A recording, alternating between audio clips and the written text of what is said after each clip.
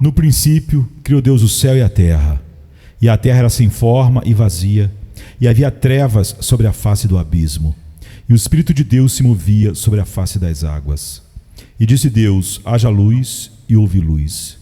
E viu Deus que era boa a luz, e fez Deus separação entre a luz e as trevas. E Deus chamou a luz dia, e as trevas chamou noite. E foi a tarde e a manhã, o dia primeiro. Gênesis 1, de 1 a 5. Este é, sem dúvida, um relato literal e preciso da obra do primeiro dia de Deus na criação do mundo. Mas a primeira criação não é o assunto do discurso neste dia. Preferimos direcionar suas mentes para a segunda criação de Deus. Todo homem que é salvo pela graça é uma nova criação. A grande obra que Jesus Cristo está realizando no mundo, pelo Espírito Santo, através da palavra, é fazer novas todas as coisas. Acreditamos que a velha criação tenha sido típica da nova, e assim a usaremos. Que todos nós sejamos ensinados pelo Senhor ao fazê-lo. Observem, queridos, o estado do mundo. Disse que era sem forma e vazio, e havia trevas sobre a face do abismo. Tal é o estado do coração humano, até que Deus, o Espírito Santo, o visite. No que diz respeito às coisas espirituais, o coração humano está em um estado de caos e desordem. Não há pensamento de fé, de amor, de esperança, de obediência. É uma massa espiritualmente confusa de pecaminosidade morta, na qual tudo está mal colocado. É vazio ou totalmente vazio. Examine o coração humano e é verdade, como Paulo diz: em mim, isto é, na minha carne, não habita bem algum. Sobre o todo, como na velha criação, reina uma densa escuridão, comparável à do Egito, uma escuridão que pode ser sentida. Isso é verdade para todos os homens, não para os ignorantes nos lugares mais baixos de Londres, cuja ascendência e educação depravadas os impediram de conhecer as coisas divinas. Mas isso é verdade para aqueles que são educados sob o som do Evangelho, e cujos costumes são bons e exemplares até. Ainda assim são trevas. Naturalmente são trevas, até que Deus, o Espírito Santo, venha renová-los. Em todo o mundo, seja entre reis, estadistas ou teólogos, não há ninguém que tenha uma centelha de luz espiritual, a menos que a tenha recebido de cima. E só pode tê-la recebido de cima por meio dele, que é a verdadeira luz que ilumina todo homem que vem ao mundo, que é realmente e totalmente iluminado por essa fonte infinita. Escura, escura, escura é toda a humanidade. O homem habita nas trevas negras do pecado e deve perecer lá, a menos que o mesmo poder divino que disse haja luz antigamente, conceda luz espiritual agora. Você observa que a primeira ação divina em conexão com a formação e modelagem do mundo foi esta: o Espírito de Deus se movia sobre a face das águas. É assim que ele age hoje ao regenerar um homem. O vento sopra onde quer, e você ouve o seu som, mas não pode dizer de onde vem, nem para onde vai. Assim é todo aquele que é nascido do Espírito. No coração dos escolhidos de Deus, este mesmo Espírito opera misteriosa e silenciosamente, mas de forma totalmente eficaz. A expressão traduzida "se movia" transmite no original a ideia de um pássaro pairando sobre seu ninho. O Espírito Santo misteriosamente vivifica o coração morto, excita emoções, anseios, desejos. Pode ser que alguns de vocês estejam sentindo suas operações hoje, agora, aqui. Você ainda não recebeu a luz divina, mas há trabalhos do poder divino em seu espírito. Você não está confortável em sua atual situação.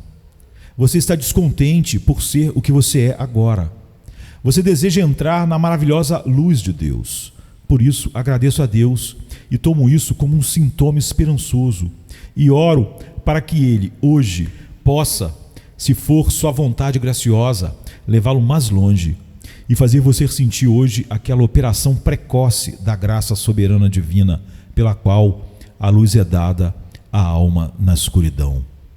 Primeiro, nós temos o decreto divino. Deus disse: haja luz, e houve luz. O próprio Senhor não precisa de luz para capacitá-lo a discernir suas criaturas. Escuridão e luz são a mesma coisa para ele. Grande Deus, ambos são semelhantes a ti, é o que a palavra de Deus diz.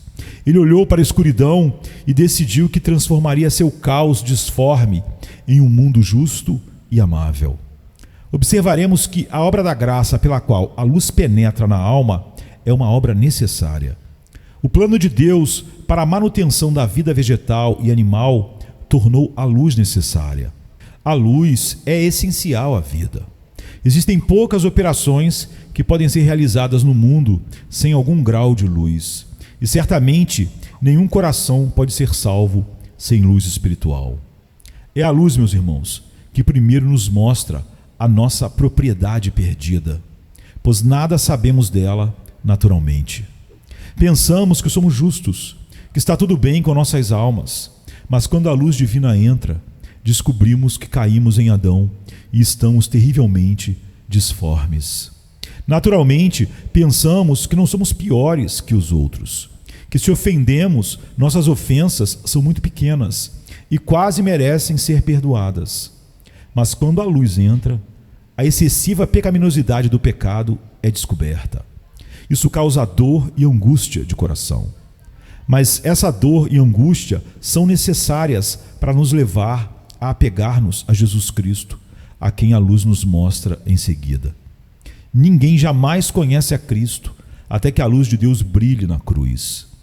Você pode olhar para uma imagem de Jesus sangrando. Você pode ler a história de suas feridas, mas você não viu Cristo para ser salvo por sua morte, a menos que a luz do seu Espírito o tenha revelado a você como o grande substituto para os pecadores, a garantia da nova aliança e o sofrimento no seu lugar debaixo da ira infinita de Deus. Você não o conhece a menos que a luz misteriosa o tenha levado a ler estas palavras como suas. Ele me amou e se entregou por mim. Nem nosso estado, nem nosso pecado, nem nosso Salvador podemos ver sem essa luz. Vocês que adoram a Deus, mas não são convertidos, são como os homens de Atenas que adoravam um Deus desconhecido. Você não sente que ele é uma existência real. Você não se aproxima dele. Você não tem amor verdadeiro por ele. Você não pode clamar Abba Pai. Você não é feito participante da natureza divina e você nunca pode ser trazido para perto de Deus a menos que a luz celestial manifeste Deus a você como seu Deus, que em propósitos eternos escolheu você soberanamente para ser dele, e pelo dom do seu querido Filho comprou você para ser seu para sempre. As grandes verdades do céu, inferno e imortalidade não são claramente percebidas até que a luz brilhe sobre elas. Você os recebe como uma questão de doutrina estabelecida, porque você foi ensinado desde a sua juventude. Mas aquele que traz a vida e imortalidade à luz é Cristo Jesus. E sem a luz, vida e imortalidade são meros nomes, doutrinas, não coisas reais para você. Amados, se pudéssemos salvar os homens pela aplicação de gotas de água, ou dando-lhes pão e vinho para comer e beber, se fôssemos tão tolos a ponto de acreditar que as almas podem ser afetadas por substâncias físicas e que os corações dos homens pudessem ser renovados por observâncias externas, não haveria necessidade de luz. Mas a nossa é uma religião que apela ao entendimento, que age sobre a vontade, que move e transforma o coração, e aqui pouco pode ser feito com os homens enquanto estão em estado espiritual de trevas. Eles devem ter luz, ou então eles não podem ver. E se eles não podem ver, eles não podem receber. Pois olhar para Jesus é o modo de receber do Evangelho. Então, amados, a criação da luz era absolutamente necessária no mundo. E a criação da luz de Deus no coração do homem é uma obra necessária igualmente. Em seguida, observe que foi um trabalho muito inicial. A luz foi criada no primeiro dia, não no terceiro, quarto ou sexto, mas no primeiro dia. E uma das primeiras operações do Espírito de Deus no coração do homem é dar luz suficiente para ver seu patrimônio perdido e perceber que ele não pode se salvar dele, mas deve procurar sua salvação em outro lugar, porque tudo em si está em trevas e está em perdição. Venha, querido, você já viu a glória de Deus na face de Jesus Cristo. Você está descansando nele como toda a sua salvação e todo o seu desejo. Você tem luz suficiente para olhar para ele e ser salvo, deixando todas as suas jactâncias anteriores, pregando-as todas na sua cruz e tomando como seu tudo em tudo. É uma obra muito antiga da graça divina, eu digo, mostrar a você que você é um pecador e revelar a você que você tem um Salvador. É o trabalho do primeiro dia e não tenho o direito de acreditar que sou uma nova criatura em Deus, a menos que tenha recebido luz suficiente para conhecer esses dois grandes e importantes fatos. Eu mesmo, completamente perdido em Adão, mas salvo totalmente no segundo Adão. Desfeito pelo pecado, mas restaurado pela justiça do Salvador. É bom lembrarmos que dar luz é uma obra divina. Deus disse: haja luz, e houve luz. Ó amado, quantas vezes eu disse isso e não houve luz alguma? Esses olhos muitas vezes choraram por almas não iluminadas, mas minhas lágrimas brilhantes não puderam dar-lhes um raio de luz. Não dobrei meus joelhos e orei muitas vezes pela conversão dos homens, e embora a oração tenha poder, porque une o homem a Deus, em si mesmo não tem nenhum, pois nossas orações pelos outros não podem fazer nada por eles, até que o próprio Jeová diga: haja luz. Querido ouvinte, o Senhor deve entrar em contato distinto e direto com o seu espírito, ou então sua escuridão se tornará a escuridão externa da ruína eterna. Fale do que seu livre-arbítrio pode fazer, do que sua habilidade de criatura pode fazer. Infelizmente, estes não podem fazer nada por você. Eles o mergulharão cada vez mais fundo na escuridão das trevas, para sempre. Mas na luz de Deus você nunca poderá vir e nunca virá, a menos que aquela voz eterna diga: haja luz. Sempre nos lembremos disso ao pregar o Evangelho, e nunca dependamos do homem ou somente da palavra, mas seja esta a nossa oração: ó Deus, faça o seu trabalho, pois somente tu pode fazê-lo eficazmente. Essa obra divina é realizada pela palavra de Deus. Deus não se sentou em silêncio solene e criou a luz, mas falou. Ele disse: haja luz, e houve luz. Assim, a maneira pela qual recebemos luz é pela palavra de Deus. A fé vem pelo ouvir, e ouvir a palavra de Deus, pela palavra de Deus. O próprio Cristo é a palavra essencial, e a pregação de Cristo Jesus é a palavra operante. Na verdade, recebemos Cristo quando o poder de Deus acompanha a palavra de Deus. Então temos luz. Daí a necessidade de pregar continuamente a palavra de Deus e somente a palavra de Deus. Se eu pregar minha própria palavra, nenhuma luz irá com ela. Mas quando for a palavra de Deus, então eu posso esperar que a luz a seguirá. Pregar Cristo, a cruz de Cristo. Meus irmãos, não escolham nenhum ministério senão aquele que saboreie muito da palavra de Deus, especialmente da palavra de Cristo. Nunca frequente um lugar de culto que não pregue somente Cristo e este crucificado. Melhor pregar um sermão cheio de Cristo do que 1000 em que ele será deixado de fora. Eu, quando for levantado, a todos atrairei a mim. O grande imã e pedra-imã do Evangelho é o próprio Cristo. E se o deixarmos de fora, é como se devêssemos esperar que o mundo recebesse luz sem a palavra toda poderosa. Embora a luz tenha sido conferida em conexão com a misteriosa operação do Espírito Santo, ela não foi auxiliada pela própria escuridão. Como poderia a escuridão que somos nós, ou a escuridão na criação, ajudar a tornar-se luz? Não, a escuridão nunca se tornou luz. Tinha que dar lugar à luz, mas as trevas não podiam ajudar a Deus.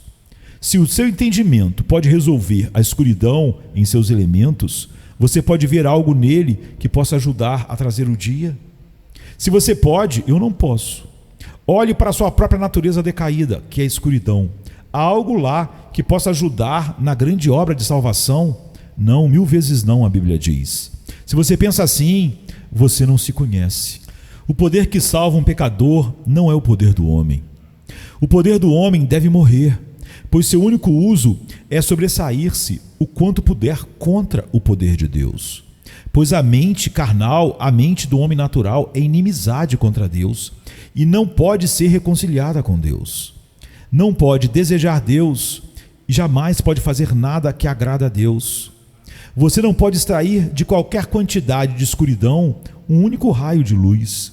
E você não pode extrair de qualquer quantidade de carne, purificá-la, educá-la, direcioná-la, guiá-la, como puder. Você não pode extrair nada como a luz espiritual que deve vir de cima. Não pode extrair nada espiritual da carne.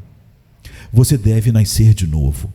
Não pense que os cristãos são feitos pela educação. Eles são feitos pela criação. Você pode lavar um cadáver o quanto quiser, mas não pode colocar a vida nele. Você pode enfeitá-lo com flores e vesti-lo em escarlate e linho fino, mas você não pode fazê-lo viver. A centelha vital deve vir de cima. A regeneração não é da vontade do homem, nem do sangue, nem da vontade da carne, mas flui do poder do Espírito de Deus, e somente do Espírito de Deus, que sopra onde quer, como quer, a hora que quer. Como essa luz não era assistida pela escuridão, também não foi solicitada pela escuridão. Não veio nenhuma voz daquela escuridão espessa: ó Deus, nos ilumine. Não houve clamor de oração, nenhuma nota de desejo de que Deus enviasse luz. O desejo e o pensamento começaram com a divindade, não com a escuridão. Ele disse: haja luz, e houve luz. A primeira obra da graça no coração não começa com o desejo do homem, mas com a implantação do desejo por Deus. Querido, se você deseja ser salvo pela graça, Deus lhe deu esse desejo, pois você nunca poderia chegar tão longe sem ele. Sua escuridão pode ser escuridão, e isso é tudo que pode ser. Não pode ansiar ou aspirar a luz. De fato, se sua alma anseia por luz, ela já tem alguma luz. Um desejo sincero faz parte dessa luz e vida divina, e deve ter vindo de cima. Veja então a ruína da natureza e a liberdade da graça soberana. Vazio e escuro, um caos dado para ser coberto com escuridão para todo sempre. E enquanto ainda não busca a Deus, a luz surge e a promessa é cumprida. Fui achado por aqueles que não me buscavam, e disse: eis-me aqui, a um povo que não era povo. Enquanto estávamos deitados em nosso sangue, imundamente poluídos, contaminados, diz o profeta, ele passou e disse, na soberania do seu amor: viva, e nós vivemos. O todo deve ser atribuído à graça soberana. O todo. Deste poço sagrado de graça discriminadora e distintiva, devemos tirar água hoje, e devemos derramá-la dizendo: ó Senhor, louvarei o teu nome, pois a primeira origem da minha luz foi o teu propósito soberano, e nada começou em mim mesmo. Antes de deixarmos esse ponto, devo fazer você notar que esta luz veio instantaneamente. O hebraico sugere isso muito melhor do que a nossa tradução. É sublimemente breve no original. Luz seja, luz era. Aqui observemos que o trabalho de dar luz espiritual é instantâneo. Não importa por qual processo você possa passar, que você pode concluir depois de ter sido preparatório para a luz. E existe tal processo. O Espírito de Deus pairava sobre a face das águas antes que a luz viesse, mas o clarão absoluto que traz a salvação é instantâneo. Um homem é salvo em um momento. Da morte à vida não é trabalho de anos, é feito de uma só vez. Saulo de Tarso cavalga para Damasco, espumando ira pela boca com ameaças contra os santos de Deus. Jesus Cristo aparece para ele E Saulo de Tarso se torna Paulo, o humilde seguidor de Jesus, em um momento. E todas as conversões, embora possam parecer graduais para você, devem ser assim. Pois Paulo diz: a mim, primeiro, Deus mostrou toda a longanimidade como modelo para os que creem. Como se a salvação de Paulo fosse o padrão sobre o qual todos os outros são cortados. Deve haver um momento em que você estava morto, e então outro instante em que você estava vivo, como Lázaro. Assim é com a escuridão. Deve haver um momento em que você não tem luz e outro momento em que você tem alguma luz. E essa transição deve ser instantânea. Se o Senhor realizasse uma grande obra aqui hoje, está em seu poder, se assim Ele quiser, converter cada um dos seus corações para Ele mesmo. Deixe-o apenas falar a palavra e dizer: haja luz. E não importa quão escura seja a mente do pecador, se o decreto divino sair, haja luz. Aquele pecador como Saulo, depravado, tolo e bêbado como ele for, sentirá em um momento o seu coração começar a derreter. Como é instantâneo, por isso é irresistível. A escuridão deve dar lugar à luz quando Deus fala. Alguns atribuem onipotência à vontade do homem e elevam o homem a uma espécie de rivalidade com Deus, como se as trevas pudessem impedir quando Deus fala: haja luz. Amado, o homem tem poder para resistir aos movimentos ordinários do Espírito, mas quando o Espírito Santo vem para uma obra eficaz e exerce seu poder infinito, quem deterá sua mão ou lhe dirá: que fazes? Terei misericórdia, Deus diz, de quem eu tiver misericórdia, e terei compaixão de quem eu tiver compaixão. É a afirmação divina de antigamente, e é verdade para nosso Deus para sempre. Quão glorioso é Deus quando pensamos nele assim. Eu não poderia adorar um Deus pequeno, mas quando penso em meu grande Deus olhando para a escuridão, e escuridão de natureza humana, e dizendo: haja luz, e a luz vem de uma vez só, então eu magnifico o Deus por sua graça soberana e eficaz, e bendigo o seu santo nome. Olhe também a observação divina. Nós lemos no 4º verso: e Deus viu a luz. Você pode perguntar: ele não vê tudo? Sim, amados, ele vê, mas isso não se refere à percepção geral de Deus de todas as suas obras, mas de algo especial. Deus viu a luz que ele criou, olhou-a com satisfação, contemplou-a com prazer. Recebi esta manhã grande satisfação ao rever aquelas poucas palavras em minha mente: Deus viu a luz. Pensei comigo: o Senhor olha com especial observação para a sua própria obra de graça em seu povo. Se o Senhor lhe deu sua luz, querido, não importa se você só agora a recebeu. Deus olha para essa luz com olhos com os quais Ele não vê outras coisas.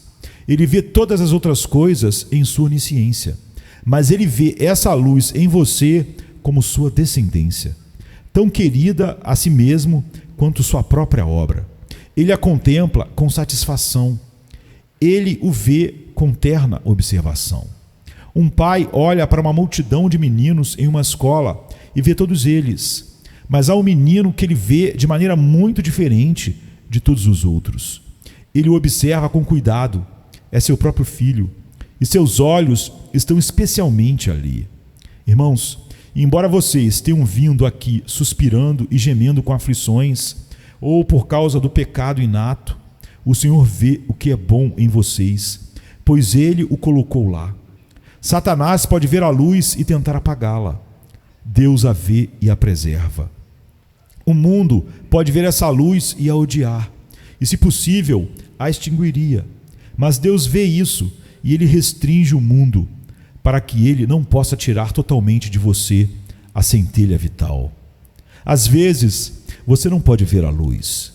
E eu não suponho que seja da natureza da luz perceber a si mesma. Mas Deus vê a luz. Ele viu a luz e isso é o suficiente. Ele viu que a luz era boa, criação dele. É melhor que Deus veja a graça em mim do que eu veja a graça em mim mesmo. É muito confortável para mim saber que sou um do povo de Deus. Não posso ter uma alegria maior e paz maior no crer, a menos que tenha a graciosa certeza desse fato. Mas ainda assim, esse fato não é o fundamento da minha esperança, pois, quer eu saiba ou não, se o Senhor souber, ainda estou seguro. Quer eu veja ou não, se o Senhor ver a luz, eu estou seguro. Este é o fundamento. O Senhor conhece os que são seus. Você e eu estamos aptos a dizer de tal pessoa que cristão ele é. Muito provavelmente, a sua vida espiritual é toda demonstração externa, e o Senhor não tem consideração por sua oferta mais do que tinha pela oferta de Caim. Nós olhamos para aquele fariseu de pé no templo, com seus filactérios, orando, e ouvimos ele dizer: Deus, eu te agradeço, porque não sou como os outros homens. E nós o invejamos e pensamos que nobre santo ele é. Mas o Senhor o conhece e não vê sua luz nele, porque ele não criou sua luz lá. Mas aquele pobre e humilde publicano que está no canto e não ousa erguer os olhos para o céu, não pode ver nenhuma luz em si mesmo, mas Deus vê a luz nele. E esse homem desce justificado para a sua casa, e não outro. Você pode estar caindo hoje, descendo para as abóbodas do desânimo e até do desespero.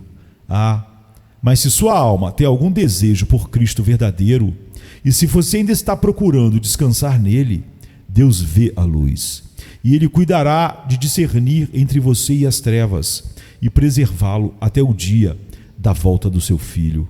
Amado, é muito, muito agradável para o crente saber que os olhos de Deus nunca são retirados daquela obra da graça que ele mesmo começou. Aqui está uma promessa: eu, o Senhor, guardo, vou rogá-lo a cada momento para que ninguém o machuque, vou guardá-lo noite e dia. Agora, isto é, devo dizer novamente, isto é um pensamento precioso para aqueles de vocês que se observaram e se protegeram e se esconderam e sentiram sua própria impotência para fazê-lo, e que estão prontos para desistir porque pensaram: bem, não posso vigiar sempre e temo que me torne presa da tentação. O Senhor observa e ele vê a luz. Ele tem seus olhos sempre fixos na obra da graça que está em sua alma, porque ele começou e ele vai terminar. É observável que no Novo Testamento encontramos os apóstolos mencionando as virtudes dos santos, mas muito raramente eles dizem algo sobre suas faltas. Tomemos, por exemplo, Abraão. Sua fé é exaltada, mas nada é dito no Novo Testamento sobre seu equívoco. No caso de Raabe, sua fé é ampliada, mas nada é dito sobre sua mentira. Por quê? Não é porque Deus viu a luz e quando ele estava escrevendo este livro da nova criação, ele não disse nada sobre as trevas? Ele viu sua própria obra, ele viu a luz que ele criou e não considerou a obra do diabo e a obra da natureza humana decaída também. Mas ele tinha respeito apenas pela luz que ele criou, e essa luz triunfará, pois ela é uma luz imortal. No princípio, criou Deus o céu e a terra era sem forma e vazia, e havia trevas sobre a face do abismo, e o Espírito de Deus se movia sobre a face das águas. E disse Deus: haja luz, e houve luz.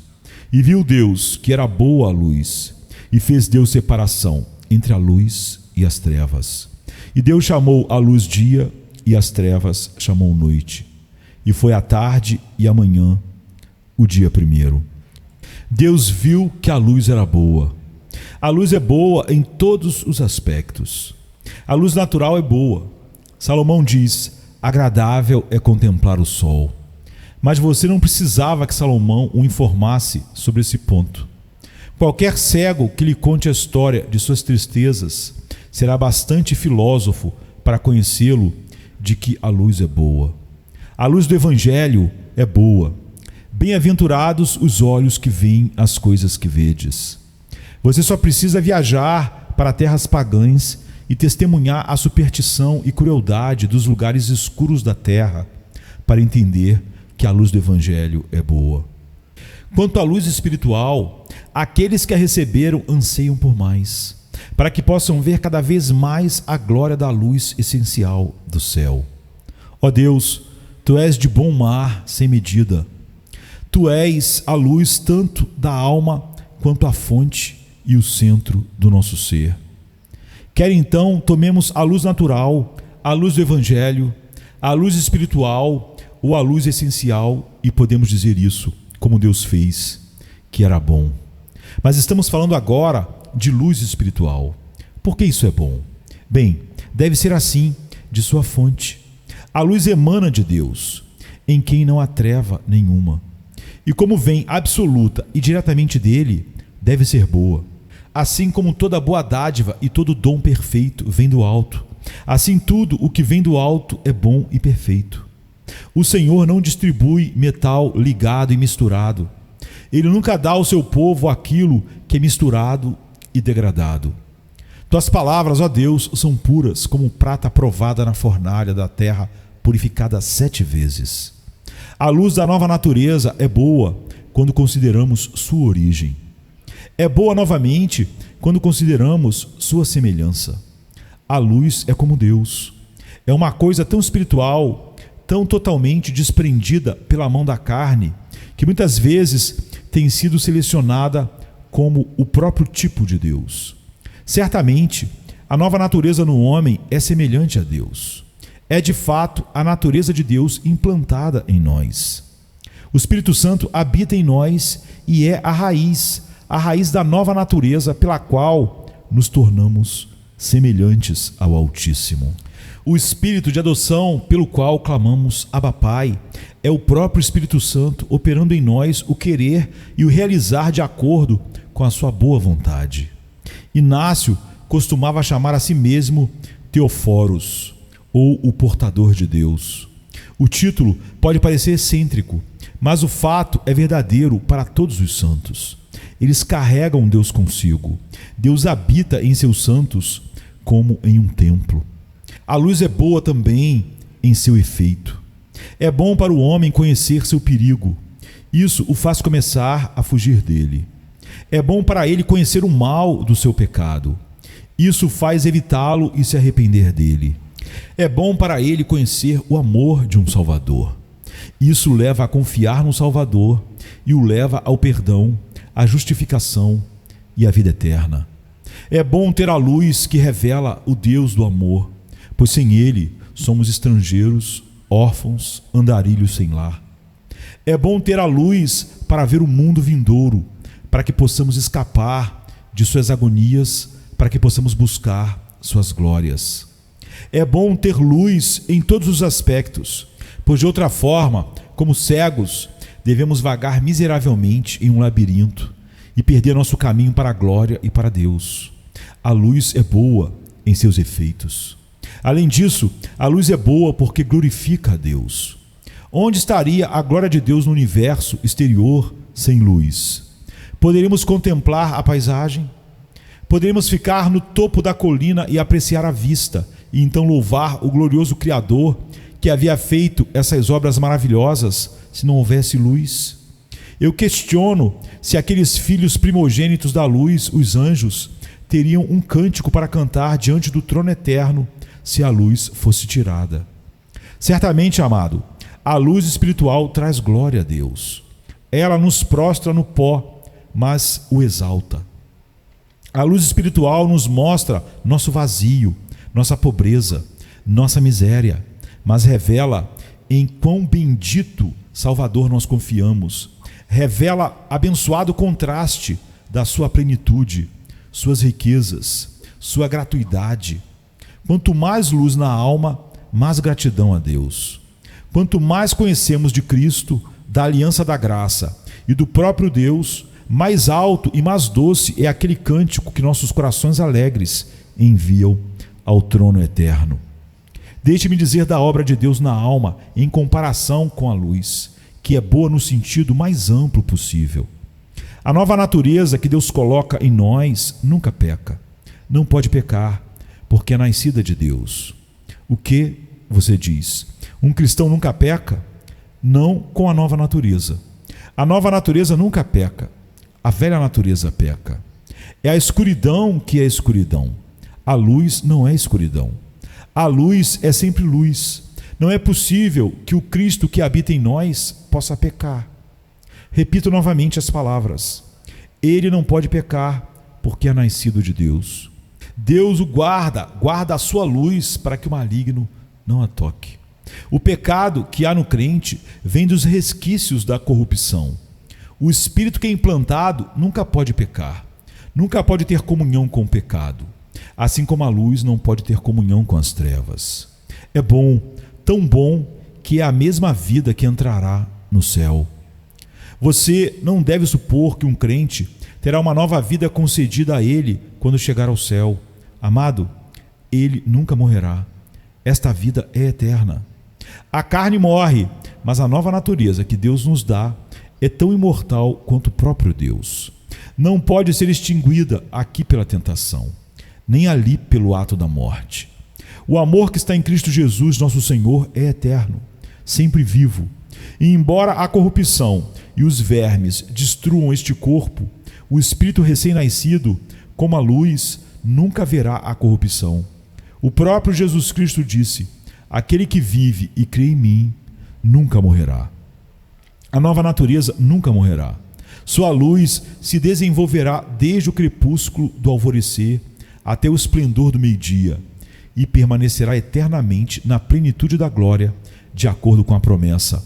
O teu sol não se porá mais, nem a tua lua se retirará, porque o Senhor será a tua luz perpétua, e os dias do vosso luto terminarão. Sim, agora eu devo, por sua paciência, levá-lo ao próximo ponto, que é a separação divina. Parece que, embora Deus tenha feito a luz, ainda havia trevas no mundo. Leia o 4º verso. E Deus separou a luz das trevas. Amado, no momento em que você se torna um cristão, você começará a lutar. Você estará bem e confortável o suficiente, desde que seja um pecador perdido. Mas assim que se tornar um cristão, não terá mais descanso. John Bunyan não era um grande poeta, mas às vezes ele destacava grandes verdades de Deus em suas rimas.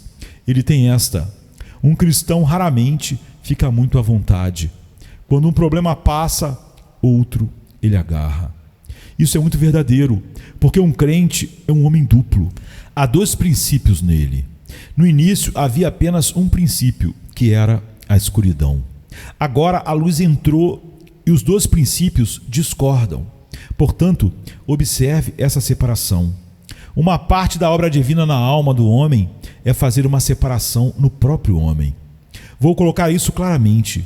E será um teste entre um filho de Deus e o filho das trevas hoje.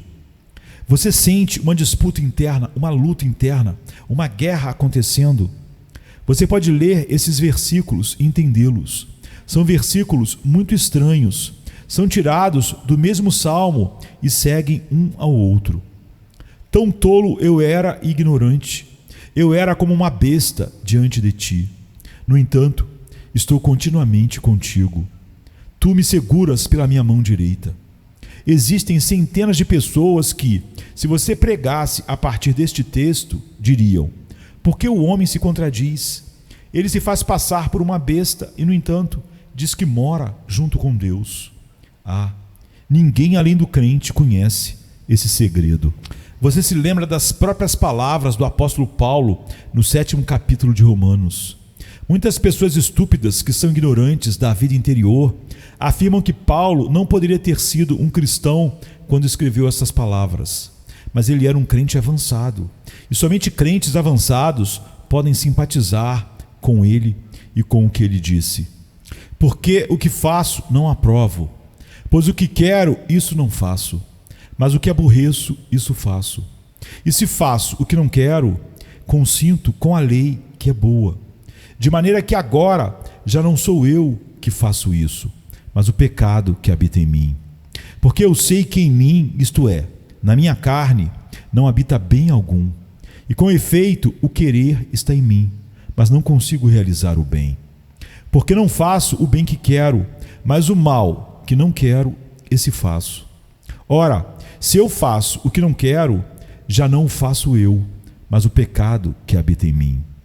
Acho então esta lei em mim, que quando quero fazer o bem, o mal está comigo. Porque segundo o homem interior, tenho prazer na lei de Deus. Mas vejo nos meus membros outra lei, que batalha contra a lei do meu entendimento e me prende debaixo da lei do pecado que está nos meus membros. Miserável homem que sou, quem me livrará do corpo desta morte? Dou graças a Deus por Jesus Cristo, nosso Senhor. Assim que eu mesmo, com entendimento, sirvo a lei de Deus, mas com a carne, a lei do pecado. Portanto, agora, nenhuma condenação há para os que estão em Cristo Jesus. Permita-me juntar estes dois versículos. Desventurado homem que sou, quem me livrará do corpo desta morte? Portanto, agora nenhuma condenação há para os que estão em Cristo Jesus. Como essas duas coisas podem ser consistentes? Pergunte ao homem espiritual e ele lhe dirá. O Senhor divide entre a luz e as trevas. A escuridão por si só continuará confortavelmente, mas quando o Senhor enviar a luz, haverá um conflito terrível também. E você se verá dividido em campos. Você encontrará tanto Caim quanto Abel em seu coração, egípcios e israelitas em sua alma. E se houver um Davi em seu coração, haverá um Saul também. Considerando que há uma divisão dentro do cristão, certamente haverá uma divisão fora. Assim que o Senhor dá luz a qualquer crente, ele começa a se separar das trevas. A religião mundana costumava satisfazê-lo. Se houvesse um edifício bonito e um ministro de boa aparência que pudesse colocar suas palavras bem juntas e enfeitar o altar com elegância, o filho das trevas não se importava com o que ouvia, se o evangelho era pregado ou não. Mas assim que ele recebe a luz de Deus, ele clama: tudo isso não é nada para mim, chapelaria ou qualquer outra coisa. Eu quero luz e verdade. E não posso ir ouvir nada além do Evangelho. E não posso frequentar uma igreja que não pregue o Evangelho e somente o Evangelho. Ele se separa da religião mundana, descobre onde Cristo é pregado verdadeiramente e vai para lá. Então, quanto à sociedade, o religioso carnal morto pode se dar muito bem na sociedade comum, mas não é assim quando ele tem luz. Não posso ir à companhia leve, desperdiçando a noite, exibindo minhas roupas finas e falando frivolidades e bobagens. Onde estão os filhos da luz? Muito provavelmente em alguma escola, onde homens e mulheres pobres procuram abençoar os pequeninos. Esse é o lugar para o filho da luz. Não importa a que classe particular da sociedade os santos pertençam, devemos procurar sua comunhão. Sabemos que passamos da morte para a vida porque amamos os irmãos. A luz se reúne em si mesma e as trevas em si. Meus queridos, o que Deus dividiu, que nós nunca tentemos unir. Deus estabeleceu uma distância eterna entre as ovelhas e os bodes. Façamos o mesmo. Cristo saiu do arraial levando o seu vitupério. Vamos, pois, sair do meio deles e separar-nos. Cristo era santo, inofensivo, imaculado, separado dos pecadores. Sejamos inconformados com o mundo. Discordemos de todo o pecado e nos distingamos do mundo, assim como Jesus Cristo não era do mundo. Esta é uma obra da graça, então, para fazer uma separação maravilhosa entre a luz e as trevas. Olhemos agora para a nomeação divina.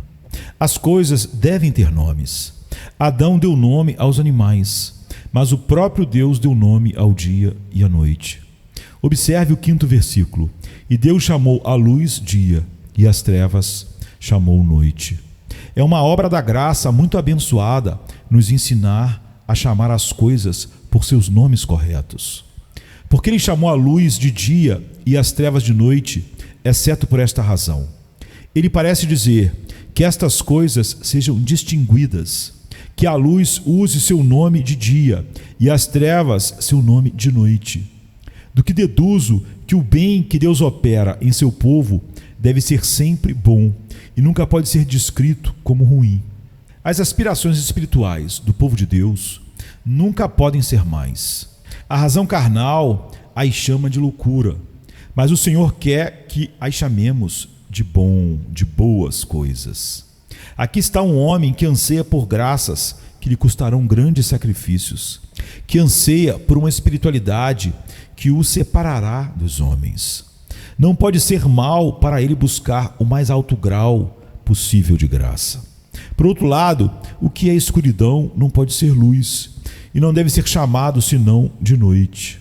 Ouvimos falar de alguns que levaram os pecados do povo de Deus e disseram: estes não são pecados nestas pessoas. Este é um erro diabólico e grave, pois escuridão é escuridão, e deve ser chamado de noite. A escuridão deve ser chamada de noite, onde quer que ela esteja. E se eu encontrar pecado em meu pai ou mãe, tanto quanto eu os amo e desejo tê-los perfeitos, mas não devo arranjar desculpa para isso e procurar chamar o dia de escuridão ou a noite de dia. Não devo em mim mesmo, quando discernir a imperfeição, encontrar um nome suave para ela, pela qual eu possa tirar sua maldade. Devo chamá-lo pelo que é. Lembro-me de ter ouvido falar de um homem bom, creio que era tal, que certa vez caiu em embriaguez. Ele foi excomungado da comunhão da igreja, e corretamente. Mas depois ele se tornou muito penitente e andou pelas ruas como um homem que realmente deveria morrer de tristeza, envergonhado por causa do seu pecado. Ele não conseguia encontrar paz. Um querido irmão que sabia alguma coisa dele o chamou de lado um dia e disse: querido irmão, você fez uma confissão completa do seu pecado diante de Deus? Ele disse que tinha feito. Agora, disse o outro, é uma coisa difícil para mim pedir, mas gostaria de ouvi-lo confessar este pecado. Então ele fez. Quando ele chegou ao ato de confessar seu pecado a Deus, ele disse: Senhor, tu sabes que saciei meus apetites, e assim por diante. Ele não estava nem um pouco melhor. Agora, disse seu amigo, meu querido irmão, é melhor você revelar todo o seu pecado e não esconder nada. Então ele orou assim: Senhor, tu sabes que eu fiquei bêbado. Tudo estava bem assim que ele trouxe a coisa para fora, a verdade, e chamou a escuridão de noite, e não deu voltas e voltas, chamando por outros nomes. O Senhor não ouvirá seu povo se eles chamarem as trevas de dia. Ele não vai atendê-los. Ele os fará chamar as trevas de noite. Então, vamos onde pudermos. Seja em nós mesmos ou em outras pessoas, devemos aprender a chamar os bois pelos nomes e chamar as coisas pelos seus nomes corretos. Há muito, lembre-se, nos nomes que damos às coisas, porque geralmente são um índice de nossa própria estimativa do que essas coisas são. É uma obra da graça nos ensinar sempre a chamar a luz de dia e as trevas de noite. Mas, diz alguém, o certo às vezes não pode estar errado? Não, nunca, nunca. Eu sou perguntado por um homem com esta pergunta: existe tal e tal igreja, sou um ministro lá, e há algumas coisas com as quais não concordo, mas juro que concordo. Juro que eis animo, concordo, embora não concorde completamente. Se não jurasse, perderia minha esfera de utilidade e não poderia ser pastor lá. Se eu não jurar, nunca teria a oportunidade de fazer o bem naquele lugar. Meu caro amigo, você não tem nada a ver com isso. Esteja você fazendo o bem ou o mal. Seu negócio é chamar as trevas de noite e a luz de dia. Nunca faça uma coisa ruim, embora você possa esperar alcançar um mundo de bem com isso. O certo nunca está errado e o errado nunca está certo. Não pode ser certo que o homem faça o mal para que o bem venha disso. Sobre aqueles que sustentam tais máximas está escrito: sua condenação é justa. Chame-se a luz dia e as trevas noite. Observe novamente, isso é um tanto notável, que lemos na próxima frase: e foi à tarde e amanhã o primeiro dia. Quem chamou assim? Eu não acho que Deus o fez, mas está no livro de Deus e, portanto, não posso fazer objeção a isso. Como é? A noite. Porque a noite era escuridão e a manhã clara. Os dois juntos são chamados pelo mesmo nome, que é dado apenas à luz, que é o dia. O que é então? Porque, amados, em todo crente há trevas e há luz, e ainda assim ele não deve ser chamado de pecador porque há pecado nele, mas ele deve ser nomeado da maior parte dele. Ele deve ser nomeado de sua maior qualidade. Ele é um santo separado por Deus. Ele deve ser chamado de santo porque há santidade nele, apesar do pecado ainda habitar nele. Agora, este será um pensamento reconfortante para aqueles de vocês que estão lamentando suas enfermidades, fraquezas e debilidades. Enquanto eu estava falando sobre luz, você disse: sim, graças a Deus eu tenho um pouco. Eu sei a diferença entre isso e a escuridão. Mas apesar de tudo isso, a escuridão é minha praga e problema diário. Posso ser um filho de Deus enquanto há alguma escuridão em mim? Queridos irmãos, vocês gostam do dia. Não tomem seu nome de tarde, mas de manhã. A partir do dia, você será chamado completamente, como se fosse agora perfeitamente o que você será em breve, quando for glorificado. Você será chamado filho da luz, embora ainda haja trevas em você. Você recebe o nome do que é a qualidade predominante aos olhos de Deus em você, que um dia será o único princípio remanescente. Observe que a noite é colocada em primeiro lugar. Naturalmente, temos as trevas primeiro. E muitas vezes é o primeiro em nossa apreensão triste, pois temos que ir a Deus com: Deus, tenha misericórdia de mim, o pecador. O lugar da manhã é o segundo, pois só amanhece por causa da graça soberana divina. Mas, ó amado, é um aforismo abençoado de John Bunyan, que o que é último dura para sempre. Aquilo que é primeiro tem que dar sua vez para o último, mas nada vem depois do último. De modo que, embora eu seja escuridão, uma vez que sou luz no Senhor, não há mais tarde. Seu sol não mais se põe. O primeiro dia nesta vida é uma tarde e uma manhã, mas o segundo dia, quando estaremos com Deus para sempre, será um dia sem noite, mas um sagrado, alto e eterno meio-dia. Assim, abri alguns segredos experienciais. Alguns de vocês podem dizer: eu entendo, pois sinto tudo isso em minha vida. Confie que sou uma nova criatura. Queridos, deixe-me parabenizá-los. Deixe-me dizer a você: ande na luz de Deus. Vivam como filhos da luz. Seja você sempre como seus rostos, como é o sol, voltado para o sol. Busque a Cristo, anseie por ser feito como Ele, e nunca se contente até que, como o anjo de quem Milton fala, que habita no sol, você venha a habitar em Deus e perder-se abençoadamente por completo ao ser engolido e cheio de tudo aquilo que é Deus na plenitude da sua glória. Quanto aos outros que estão aqui presentes, temo que haja alguns que disseram: isso tudo é estranho para mim. Caro amigo, peço a Deus que não seja muito estranho para você, pois se você é um estranho para uma nova criação, você é um estranho para a única esperança de felicidade. Você deve nascer de novo. É a velha frase que a revelação divina trouxe para nós. Você deve. Não é você pode ser, é você deve. Não é alguns de vocês podem passar sem isso. Vocês são tão bons que não precisam disso. Não, todos. Você deve nascer de novo, ou você está eternamente perdido. Aquele que está sentado no trono diz: eis que faço novas todas as coisas. Ele te fez novo. As portas do céu estão fechadas contra a velha criação. As inundações a destruíram no início. As inundações de fogo a destruirão novamente. Se você não for recém-criado, você não sobreviverá ao fogo geral. A primeira criação deve ser varrida. E você, se não é uma nova criatura, deve ser tragado pela miséria eterna. Mas se Deus fez de você uma nova criatura, essa nova criação não deve ser tocada pelo fogo, nem pelo dilúvio, nem pela morte, nem pela sepultura. Você, como parte dessa nova criação, cantará na Nova Jerusalém, que descerá do céu como uma noiva adornada para o seu marido.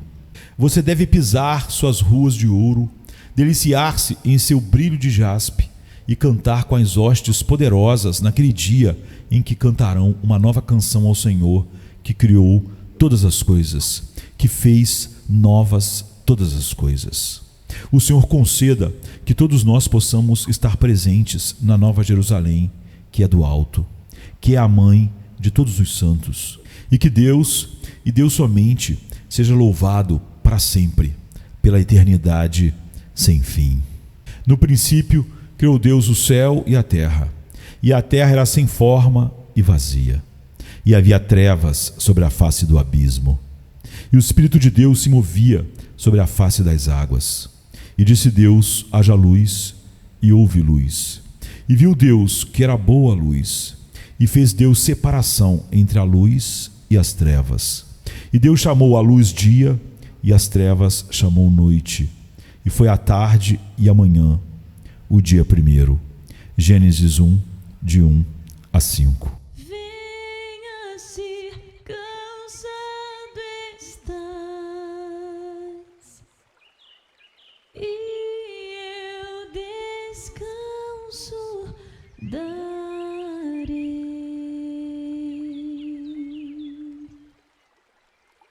Tu descansarás.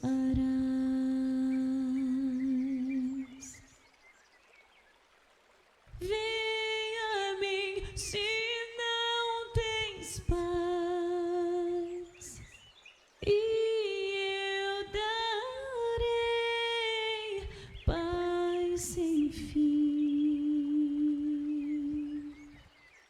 Terás paz sem fim. O meu jugo é leve, o meu fardo graça dá. Tome tua cruz, te darei a paz.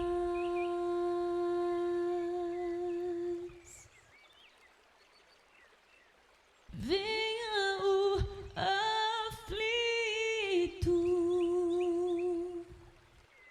e lhe darei paz, minha paz darei.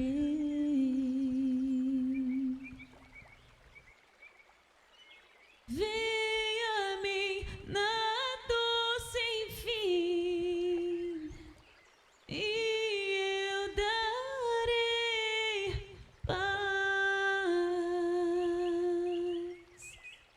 darei